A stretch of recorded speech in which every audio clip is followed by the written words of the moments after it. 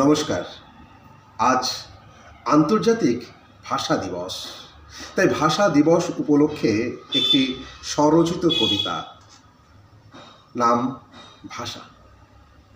ভাষা একটি শব্দ, কিন্তু তার ব্যাপ্তি সুবিশাল। জন্ম থেকে মৃত্যু আমাদের এই জীবন পথে ভাষাই পথিকৃৎ। জন্মের পর কান্নাই আমাদের প্রথম ভাষা। যার প্রথম শ্রোতা মা, তিনিই বোঝেন এই ভাষার অন্তর্নিহিত অর্থ। তাই অন্তরের অনুভূতি দিয়েই তিনি উপলব্ধি করেন সন্তানের চাওয়া পাওয়া। তাই শিশুর মুখের প্রথম ভাষা উচ্চারিত হয় মা শব্দে।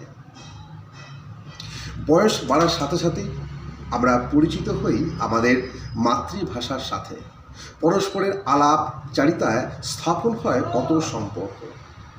স্কুল কলেজের শিক্ষায় আমরা জানতে পারি ভাষার ইতিহাস। ভাষায় ভাষায় গড়ে ওঠে কত মধুর স্মৃতি।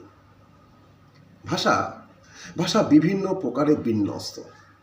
স্থান কাল পাত্র বিশেষে তার পরিচিতি পাই। দেশে বিদেশে বিভিন্নভাবে এই ভাষা অলঙ্কৃত হয়, কিন্তু মূল বিষয় থাকে একই, ভাব বিনিময়। তবে এই ভাষা শুধু মুখেই সীমাবদ্ধ নয়, তা কখনো কখনো চোখেও প্রকাশ পায়। দুঃখ পেলে আমরা যেমন কাঁদি, আনন্দে হাসি। ষড়যন্ত্র যেমন বুঝতে পারি, ভালোবাসায় বুঝতে পারি ভালোবাসার ভাষাতে। ভাষায় বাঁধা পরস্পরের মন, ভাষায় লেখা দুই দেশের গান, ভাষায় গড়া দেশের সভ্যতা, ভাষায় মরা দেশের জাতি, ভাষায় গাঁথা ভালোবাসার স্মৃতি।